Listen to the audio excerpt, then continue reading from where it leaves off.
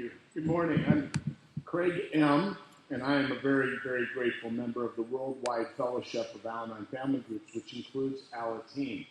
Good morning. I really admire this small but hearty group here that I got to tell you, I would much rather have stayed in bed this morning and listened to that rain on the roof, wouldn't you? And I'm just so impressed that you chose to come out for this. So thank you for being here and getting in ahead of the rain, I hope. Excuse me. Lily, thanks for that introduction. Thanks for the picture of Mount Everest. And that's, what is, the natives call Mount Everest something different. What? Yeah, I can't even pronounce that. So I'll just stick with Mount Everest. But we're going to get this done here one of these days. And so, Lily, it means a lot to me that you introduced me, and my sponsee, John, thank you for reading the concepts and being up here with me. I really appreciate that.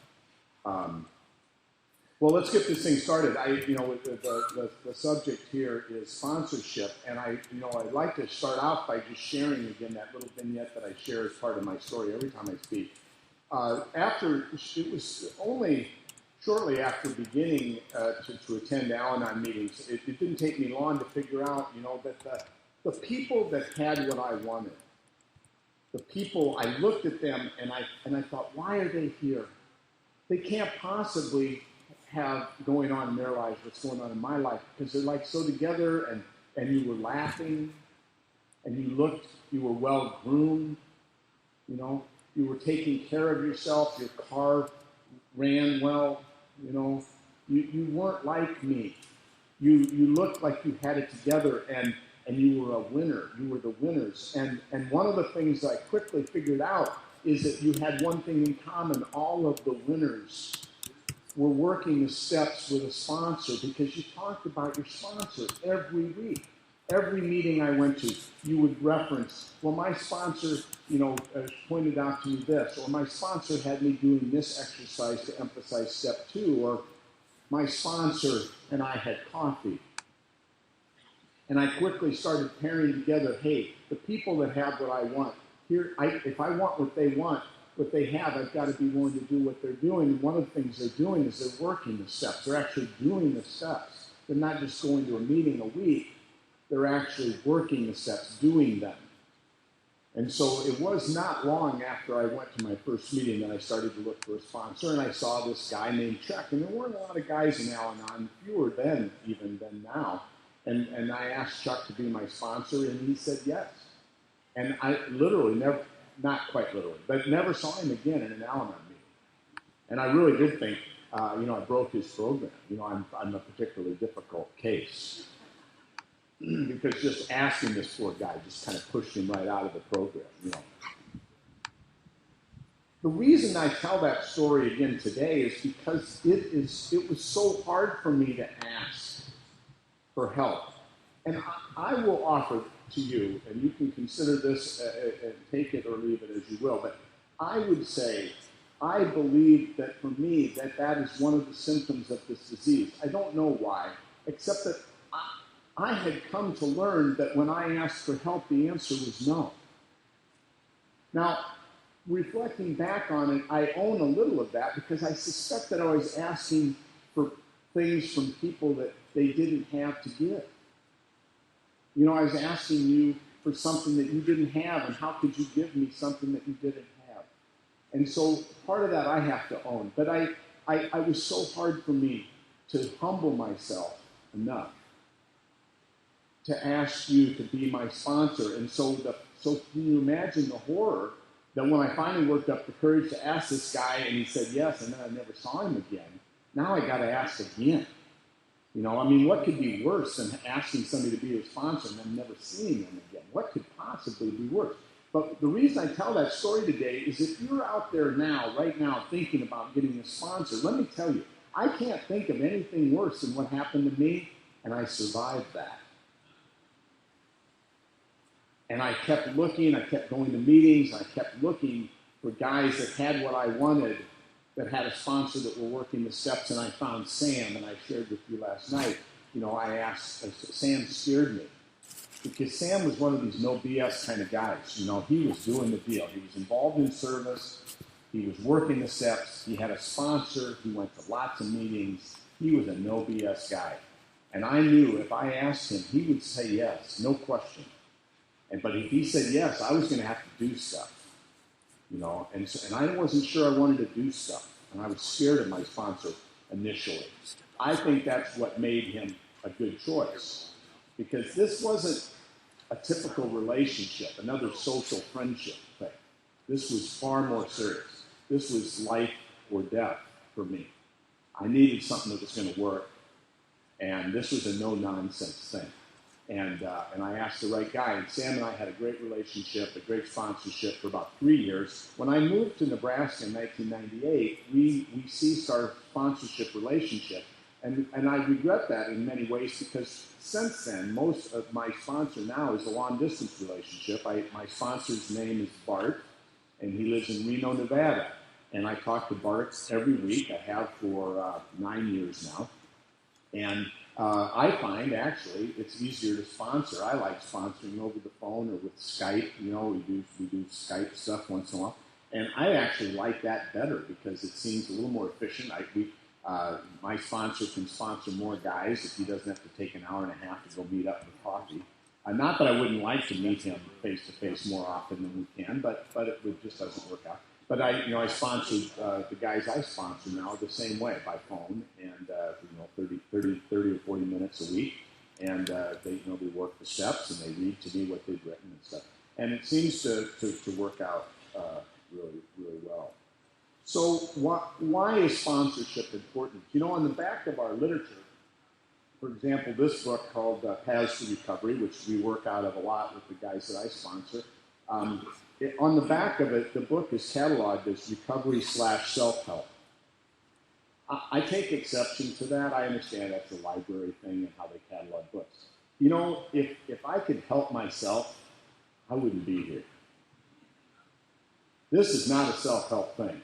If I could do this by myself, how many of us, and myself included, got to their first meeting and kind of in my mind thought I'd worked the first 3 steps that first night, Well, yeah, I believe in God.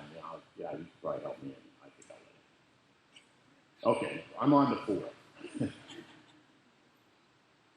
I can't help myself with this. I tried till it almost killed me. If I could fix this, because I'm telling you, when I finally realized what was going on in my family, I doubled down on that. I thought, you know what? There is no way. This is not the life I'm supposed to have. This is not acceptable. We are not having alcoholism in this family. We are not. This is not what we're doing. I'm going to get this fixed. Because I'm that kind of guy. I'm the kind of guy, if something's broke, we got to get it fixed. We got to get it fixed right now. And I doubled down, and I thought, there is no amount of energy. I'm gonna pump as much personal energy and resources into this as it takes to get this turned around, because this is not the life we're going to have. Right? And a year later, I'm on my knees saying the simplest prayer we've all said: God, please help me.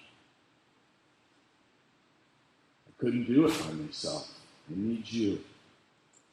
And so we go to meetings, and I looked for people that had what I wanted. And I want to read some things out of, I'm reading off my iPad, but it's conference approved. This is How Al-Anon Works, the ebook version, okay?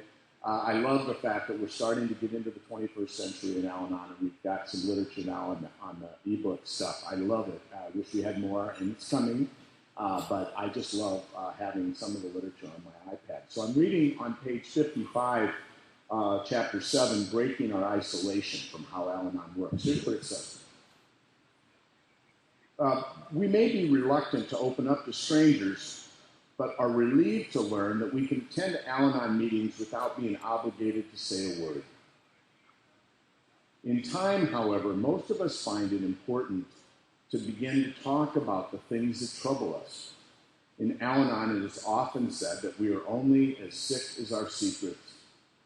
A key to breaking the stranglehold that alcoholism has on our lives is to begin to open up and let those secrets out. I think of like a wound, that needs to be lanced.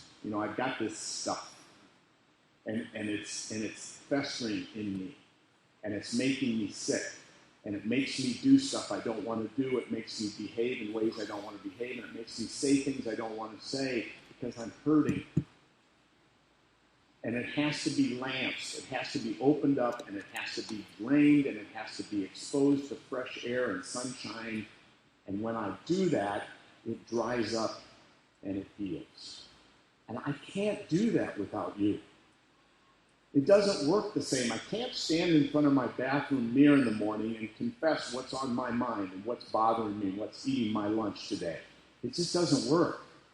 I am well aware of what's going on in my head. That doesn't work. I got to get it out. I got to say it out loud. I got to say it to another human being. I got to say it in front of my higher power, and then it seems to heal. Otherwise, it just continues to fester. A key part of the isolation of this disease, reading again from the book, is the belief that we are unique, that no one has done or said or felt the terrible things that we have done, said, and felt. Oh, wow. I remember my first meeting, and you guys started going around the room and sharing about how could you know that about me? How could you possibly? Because I am so totally unique. No one has ever felt the way I have felt. I am alone in the universe with this. And then I go to my first Al-Anon meeting, and those 8 gals at my first meeting, they started talking, and they're saying one after another, they're saying the same stuff that I was feeling, that I had never had the courage to share with anybody in my life. How could you possibly know that about me? And therefore, we hide the truth at all costs until we challenge this sense of uniqueness by sharing our thoughts with other people who have known the shame and isolation of alcoholism. We may never find out that it's not real. Wow. This program and our sister brother fellowship, AA, learned a long, long time ago that there is nothing like one alcoholic talking to another alcoholic or one Al-Anon talking to another Al-Anon. That is the secret. That's because when I say stuff like putting my hand on the doorknob coming home from work and wondering what kind of day I've had, you get it. You know exactly. I don't even have to finish the rest of that story. You understand exactly what I'm talking about because you've lived it. I say that to colleagues at work, and they look at me like, what are you talking about? They don't have a clue. As a suggested closing for our meetings reminds us, whatever your problems, there are those among us who have had them too. We are not alone, and we need to unlearn the thinking that tells us that no one understands. This simply isn't true. Not everyone has been where we have been or felt what we have felt, but turning to those in Al-Anon who have also suffered the effects of alcoholism is different from turning to uninformed friends and neighbors. I have lots of spiritual counselors in my life. I have a faith family, I have other people, friends. But this piece of my life, it doesn't work when I share this stuff with them because they haven't lived this. You're the only people that I can share this with. And my sponsor is the only person that I can share this with because I don't want to take up a whole hour meeting, listening, having you listen to all my stuff. I bring the solutions hopefully to the meeting. I bring the problem to the sponsor, and we work the steps on the problem. And then when I learn the solution, I bring the solution back to the meeting, and in my 30 seconds or 1 minute to share, I share what I've learned, and hopefully that will help you. Like you help me, and you do the same, and you talk to your sponsor, and you bring your solution. Sometimes you've got a solution to a problem. I don't even know I have yet. You start talking about your adult children who are using and abusing alcohol, and my kids are only 7 and 9 at the time. I can't do that. Now my kids are in their 30s. And I remember what you said about your children and what you were going through with your adult children and their addictions and their struggling with this darn disease.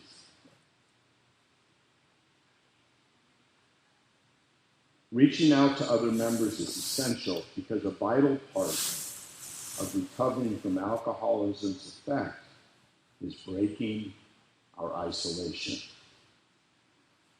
I remember saying this prayer, and it sounded so naive at the time. I said, God, please, this was before I ever found my way to Al-Anon. God, please, could I have just one or two really close friends that I could share with what's going on in this house and not be laughed at or ridiculed or judged? Could I, God? Could I have just one or two? And less than 3 weeks after saying that prayer is when I went to the social worker's office and found myself in my first Al-Anon meeting. Did my higher power answer that prayer? Oh, yeah. I didn't just get one or two. Got thousands of you. In every town I go, every meeting, everywhere I've ever lived since, there you are.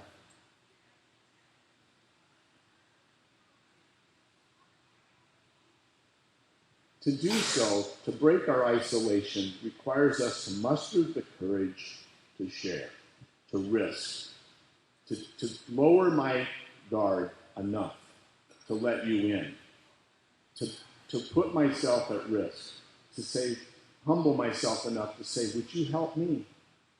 Would you be my sponsor?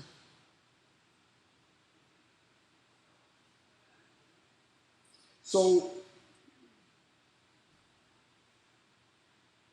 sharing in this way involves revealing something about ourselves to others. Perhaps we mention something new that's happened in our lives or discuss feelings of depression and happiness. We may reveal a long-guarded secret or express confusion about a present situation. In the beginning, some of us merely share that we are glad to be at a meeting. What matters is that we open up, that we begin to let down our guard. My words, not the book. We begin to risk. Because this disease has taught me it's not safe out there. I've learned that. It's not safe out there. Don't share, don't feel, don't think. Because people will use that to hurt me. I remember thinking and praying to God, saying, I wish I could live in a world where people genuinely cared about one another and didn't look for every advantage and every vulnerability to take advantage of. I wish I could live in a world like that. Today I do. That's exactly the world I live in. And it wasn't the world that changed. The world's the same world it was when I came into Al-Anon 19 years ago. The world didn't change. My view of the world changed, and how I interact with you all changed because of the actions that I've taken here as a result of working with a sponsor and learning to trust and learning that you will keep confidences, even in our meetings, that you will see somebody that you know and that won't be repeated the next day at Bridge Club.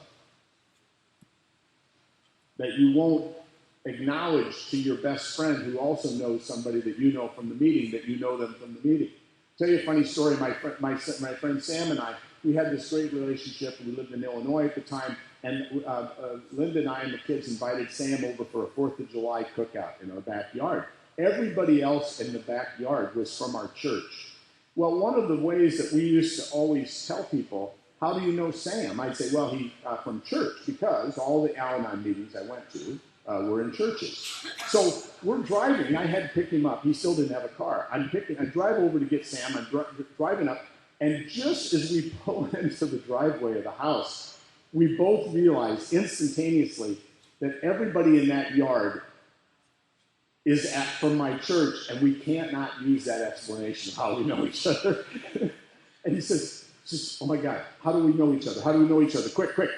And I said, I don't know. What are we going to say? He goes, a friend of a friend. We both know Lois. So we went with a friend of a friend. So what is sponsorship and what isn't it? What is it? The book says, how Al-Anon works is, sponsorship is one of the chief resources we use to help us cope with and recover from the effects of alcoholism. A sponsor is someone with whom we can share about ourselves and our circumstances in detail. Most of us choose a sponsor who has been involved with Al-Anon for some time, someone who is familiar enough with the program to help us learn to apply it to our own lives. Recovery, I'm not really impressed with how long you've been in the program. I'm sorry, I'm not. I'm impressed with how hard you've been working the program. And I've known people with a year or two in the program that have really knuckled down and really doing the deal, and I want what they got. And I knew a gal years ago, she used to come back from Florida in the spring to see her husband take his cake over in the other room. And that was the one meeting she went to a year, and she claimed to have 46 years in Al-Anon. Well, she had about 45 meetings in Al-Anon is what she had. I didn't want what she had. Right? I always thought, I felt sorry for her husband. I thought, that poor guy, he dares to ever relapse, because they had a whole big production around his cake. It was a big annual migration event back from Florida for him to take his cake. The poor guy would have to lie if he ever had a slip. I felt sorry for him. Whether he was drinking or not, I don't know, but he was not telling anybody he was drinking because there was this whole production. She'd come in with her big flowing hats. It was like an Easter parade. I didn't want that. That's not what I want. That's not what I want. Most of us choose a sponsor. Let's see, I lost my place. Although most of Al-Anon's principles and techniques involve simple, easy to grasp ideas, slogans, or actions, knowing when and how to put them to work in our lives can be very confusing, and a sponsor can help. I hope, and you can ask these guys and others, I hope as a sponsor that I'm not giving advice. I won't ask you to take me to the store. I won't ask you to come over and clean my house. I won't tell you what to do, because I don't know what you should do. My sponsor doesn't tell me what to do. Isn't it a gift? Isn't it cool? If I came into Al-Anon and you started telling me what was wrong with me, I would be so pissed at you. Right? Don't you dare start telling me what's wrong with me. And you never have. You never have. You've ad nauseum told me what's wrong with you and what you've done about it. I can hear that. When you start telling me what your problems are and how you've dealt with them using the principles of our program, I can hear that. And I go, hey, I've got that problem. I wonder if the steps would work for me on that. I think I'll run that by Bart, see what he thinks. Get his idea on that. I can hear that. Between Al-Anon meetings, we call our sponsor when we face a difficult situation, achieve a goal, feel confused, or just want to talk. It's wonderful to have someone to turn to who already knows our story, someone who has made a commitment to be there to listen and to share with us, someone who can offer a different perspective on our situations. Let me tell you a story, and I don't tell this, it sounds self-aggrandizing, I really don't mean it this way at all. When I was working the fourth step with Bart and we were going through the blueprint for progress, that thing, the mother of all inventories, that thing, oh my God. Don't ever do it like me. It was like 3.5 years. It's soon to be a full-length motion picture, this thing. It took forever. But at one point, there was some question there about, I can't remember how the question was worded, but something along the effects of, what do you think some of your strengths are? And I wrote, I guess I'm kind of smart. I said something like kind of smart or, something like that. And I'm reading this to Bart, and he stops me. He goes, what is that? He said, that is such crap. He said, that's false humility. He said, you're one of the smartest guys I've ever known. Why would you know that? You're a smart guy. Why would you say you think you're kind of smart? He'd kind of call me out on stuff, both ways. Or if I was like, I'm kind of full of myself, and he'd say, yeah, but I remember, this 3 weeks ago, you telling me you were thinking and doing this other thing, That's not so cool. He kind of brings me back to the center. Gets me to see myself realistically, both the good and the bad. And he doesn't beat me up over it because he's not taking my inventory. He's just saying, hey, I don't think you're being fair to yourself there. I think you're underselling yourself. That is very much a strength. I would emphasize that. So he helped me to right-size myself, to kind of get a right-sized view of who I am and quit lying to myself. That is the hardest thing for me. I lie to me. I don't tell. I've got this story about me in my head that I've made up. My higher power created me, and I took over from there, right? And I've done all the rest, and everything is me. My Craig according to Craig, and that's not good. Because I've built on false premises, and I've come up with ideas about myself in a void in my head. And Sam used to always say, "I try not to go into my mind alone. It's a dangerous place." Right? And he also said something else I shared with somebody that he said, "I am absolutely sure my ego would kill me if it didn't need my body for transportation."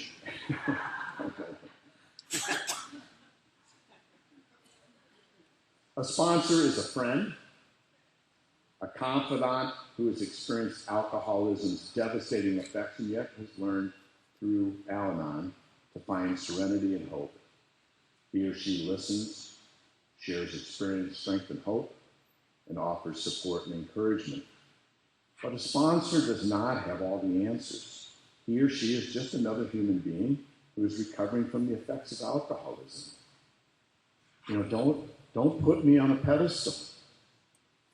You know why we're anonymous in the fellowship? Because when I do something stupid out there and I end up on the front page of the Washington Post, I don't want that to be a reflection of the Al-Anon program. I just want that to be a reflection of my stupidity. Right? That's why we're anonymous. You can know, if we weren't taping, I'd tell you my last name. I'll tell you my last name all over this weekend. I don't have to be anonymous from you. I have to be anonymous out there because I am a human being and I'm going to screw up. It's kind of like these sports teams that name their stadiums after these, like Enron Field. Ooh, you want to rename that one, right? What, because when the company went bad, now I don't want my stadium branded Enron anymore, right? That's the same with me. I don't want to be branded. I don't want to be branded with Al-Anon because when I screw up and do something stupid, I don't want it to be a reflection on this fellowship. And so we're anonymous out there, but not in here. None of us is finished with our personal growth, and that's why I'm not all that impressed with how many years I've got. Somebody said, there's one of the meetings I went to here in Lincoln, we gave a chip for, every year, a lot of us. And I always used to think, gosh, what does a chip mean in Al-Anon? I mean, like, do you want to know about the guy I flipped off in traffic getting to the meeting? Maybe I need like a 15-minute chip. It's going to take a lot of time to be giving chips after every slip. I'm telling. Okay, now I didn't use that language that I wanted to, so I'll get a 30-minute chip here. Yeah, what does that mean? I'm always a work in progress. I'm never done. And when I start, I did think, if you go back years ago and listen to the first time I ever told my story, I really thought once I got through all 12 steps, you were going to give me a certificate of completion and I could go home. That's not the way this works. The way this works is I've been permanently affected by a disease that has no cure. There's no cure for this. But you've taught me that if I take these simple actions that you prescribe here in our steps and traditions and concepts, if I take those simple actions and apply these principles to my daily life and develop a relationship with my higher power and maintain that connection, I get to live today in recovery. Today.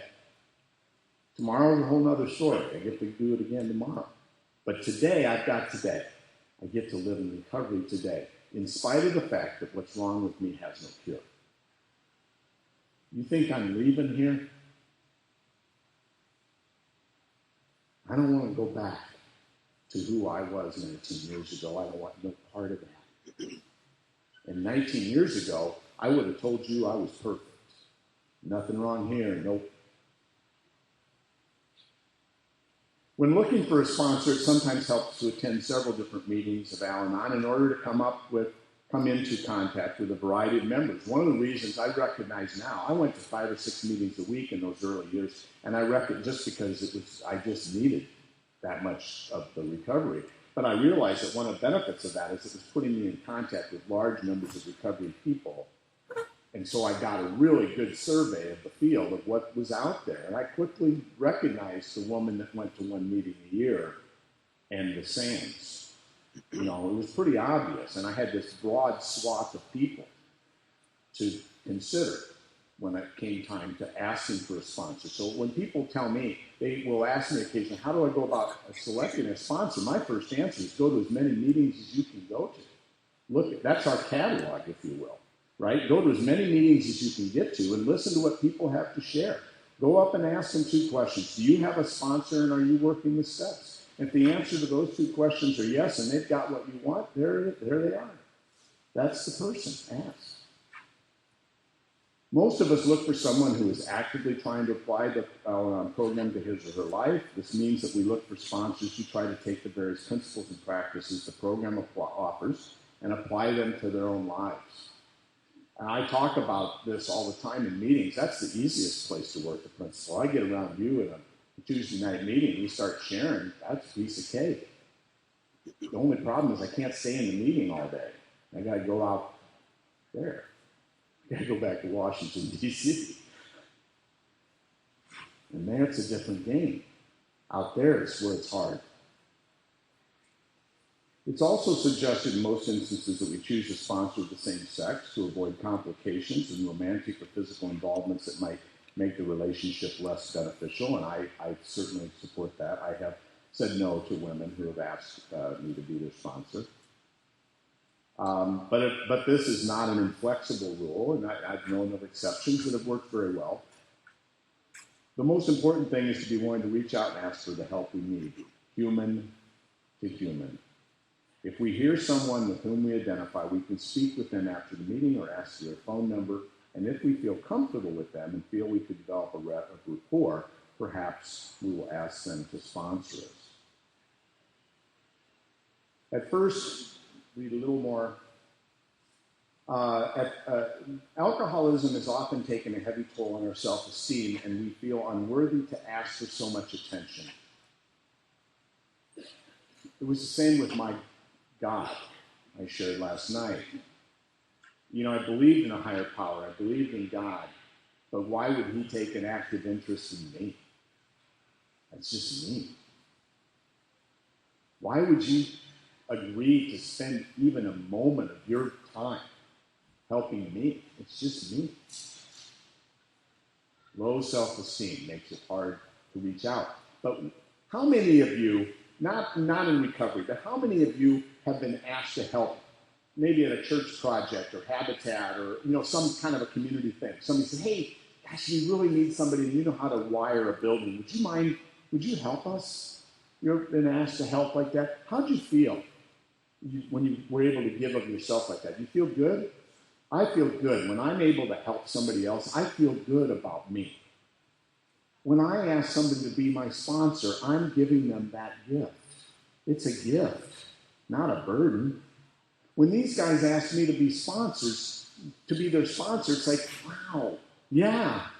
Because I know I'm going to get way more from them than I'm going to give. They don't know that. They think it's the other way around, but I know that when I'm working with a newcomer and sponsoring a new guy, I'm going to learn more about me that I wouldn't have learned otherwise. You give me a gift when you ask me. You give people gifts. When you ask for help, you're giving them a gift to feel like you feel when you are able to help someone else. That's the way this goes.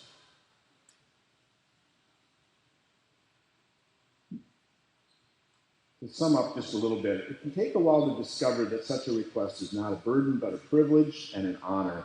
Sponsorship is a mutually beneficial relationship. It allows sponsors to focus on the Al-Anon principles in a new way.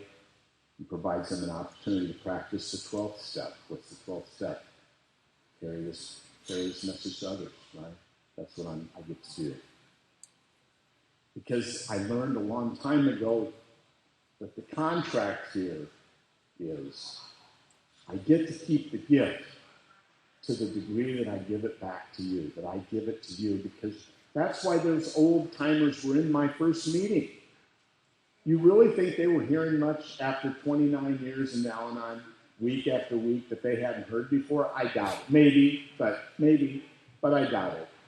That's not why they were there. They were there so that when I came crawling in there, there'd be somebody there for me, like there was somebody there for them, because they realized that's the deal. If they weren't there, they lose the gift. That's why I'm here. That's why I'll always be here. I don't want to lose this. I want to be here for you. I want to be there for the next newcomer that walks in that door. I want to be the guy that gets to put his arms around them and whisper in their ear. You come to these meetings and you do what these good people ask you to do, you'll never be alone again. Get to keep the gift. I love this fellowship. You saved my life. What I'd like to do, we all have lots of thoughts on this subject. I'm out of words, and so I want to invite my friend John to come up and say a few words. It's my privilege. By the way, I'll close with this. I one time asked Hank, Sam's sponsor, Hank, what do you call the guys that you sponsor? You know, babies or pigeons, you know, you've heard the things. And Hank looked at me and goes, oh, I call them guys it's my privilege to sponsor. That's what I call the guys I sponsor. John is one of the guys that I'm privileged to sponsor. Please welcome John. He's going to say a few words. Thank you.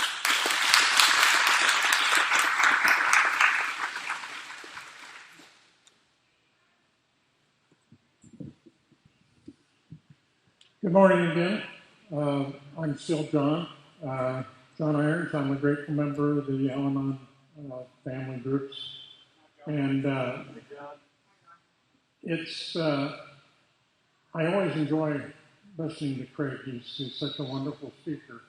I am not nearly as eloquent as Craig. And my sponsorship story is more of a how not to do it than how to do it. I came into this fellowship in 1995, and I was also desperate. I desperately needed some help. Like the things I was doing weren't working in my family. My wife was threatening to divorce me, and I no longer had a relationship with my children. It was a very low point in my life, and I was very miserable and just grasping at straws when I came here. My middle daughter got involved with drugs and alcohol when she was about 14. We didn't find out about it until she was 16. And she came to us and asked to help her find help. So we started attending. She went into treatment, and we started attending a family session there, and I was introduced to my first Al-Anon meeting through that. As Craig mentioned, particularly back in the mid-'90s, there were very few men in Al-Anon. The meetings I went to, I did not meet very many men. And I don't say this disrespectfully, but the men that I saw in the meetings their programs had not developed. They were not very far in recovery. Most of them were just attending meetings. Quite frankly, I didn't see anything I wanted in the gentlemen that I attended meetings back then. And being a man and an Al-Anon, I figured I didn't need any help. I could do the steps on my own. I had a book, it was right there in front of me. And like Craig said, after that first meeting, I had the first 3 steps taken care of. I went on from there. I don't recommend that. It's not a very good way to work the steps. One thing I am grateful for, though, I did understand right away that was what the program was about working those steps. I got a lot of comfort from those early meetings. And even today, 20 years later, I never walked out of a Al-Anon meeting not feeling better than when I went in. And that's still true today. But I went a while, and in fact, I worked all 12 steps all by myself. One of the meetings I went to always did a step study one night during the month. And they would study the steps, and I always said, gosh, I'm sick and tired of sitting through step meetings that I haven't completed yet. So I made sure by the end of that first year I was done with all 12 steps. And I got some recovery from that. But it was nothing like working with a sponsor. So I knew I needed a sponsor. I too, there was a very close friend of mine, a lady that helped me a lot in the early years. She helped me find I didn't have a religious background, so I didn't have a connection with a higher power when I came into the program. So those first 3 steps were pretty easy because I was my higher power, so that worked pretty good. But she taught me to use the Al-Anon program and the meetings as my higher power. And I use that, I still use that today. And she was somebody that really had it together. And so I asked her to be my sponsor after trying to do it on my own. And she kindly refused for the very reasons that Craig mentioned, that it's always better for men to sponsor men and women to sponsor women. So I kind of got knocked down there, so I said, well, okay, I can just keep going on without a sponsor. I finally, when I was looking through the steps the second time by myself, when I got to step 4, I figured I needed somebody to help me with my 5th step, and I chose an alcoholic member of AA that I was very close to. In fact, I was related to them to be my help me through the 5th step and kind of be my sponsor. I don't recommend that either. Someone as close to you as a close relative makes it very difficult for them to be your sponsor. And I learned something later that I didn't know then. When I asked my relative, who was a member of AA, I didn't ask him if he had a sponsor, because he didn't.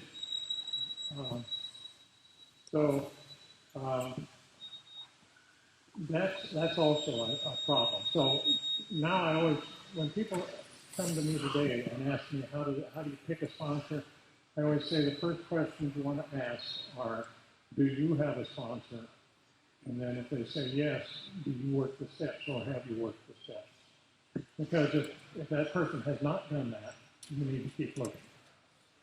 But it's usually evident, at least it is to me today, when I go into a meeting, I can kind of go down the line and spot the people that have gotten it and that are working the steps and working a program, rather than just attending meetings. And not that attending meetings is bad. A lot of people start out that way.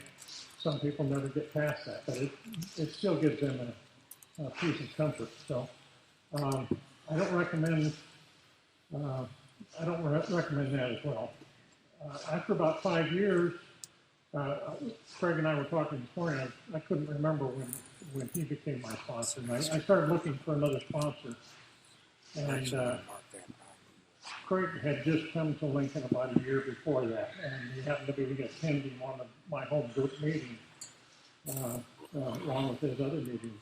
And I could tell right away that Craig was somebody that had it. And he was working the deal, and he was somebody I admired, and he had something that I wanted. So I asked Craig to be my sponsor, and he graciously agreed.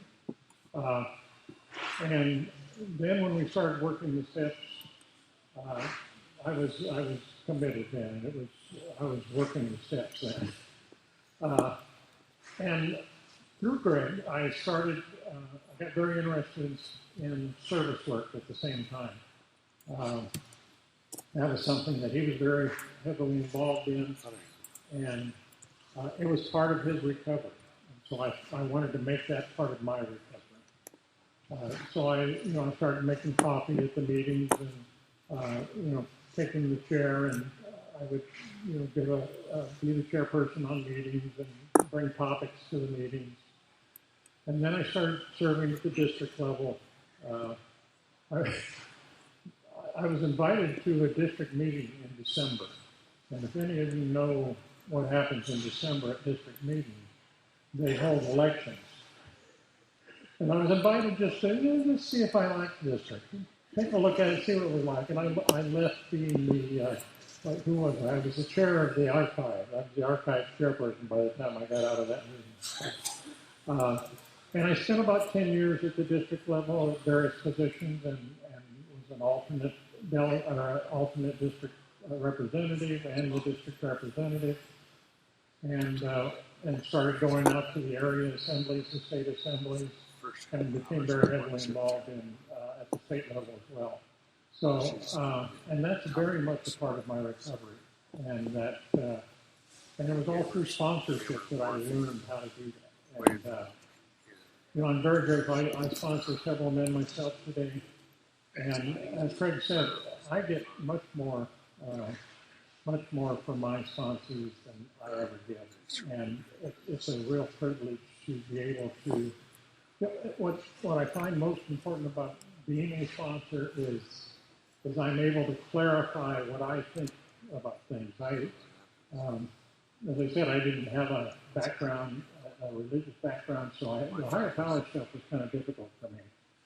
And so I had another gentleman, one of the gentlemen that I sponsored, was in a similar situation, had not had a contact with a higher power. So when he had questions about how to deal with the God steps, I had to look inward and figure out what I had done and actually put it into words. I kind of thought what my image of a higher power was in my head, but until I had to start discussing it with my sponsee, that's when I was really able to firm up what I believed. And that helped my program and my recovery so much more than I think it helped him. So I definitely recommend finding a sponsor and finding it early. Don't try to work the steps by yourself. Men are kind of stubborn, particularly, and we always think we can do things on our own, and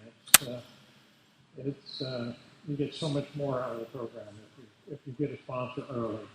Work the steps. Don't just I've had several sponsees that have asked me to be their sponsor, and I never see them again.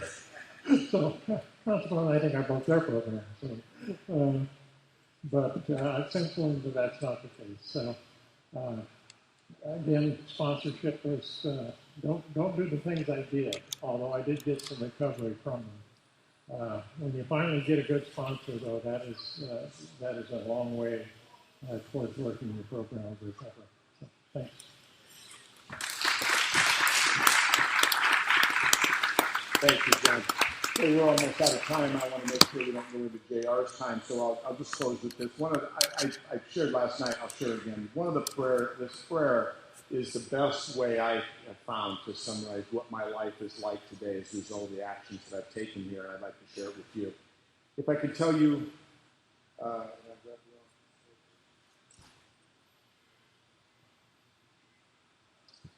I walk the paths of life on planet Earth, taking baby steps in wide-eyed wonder. You hold my hand and guide my feet until I can leap into your imagination and become one with all that is holy.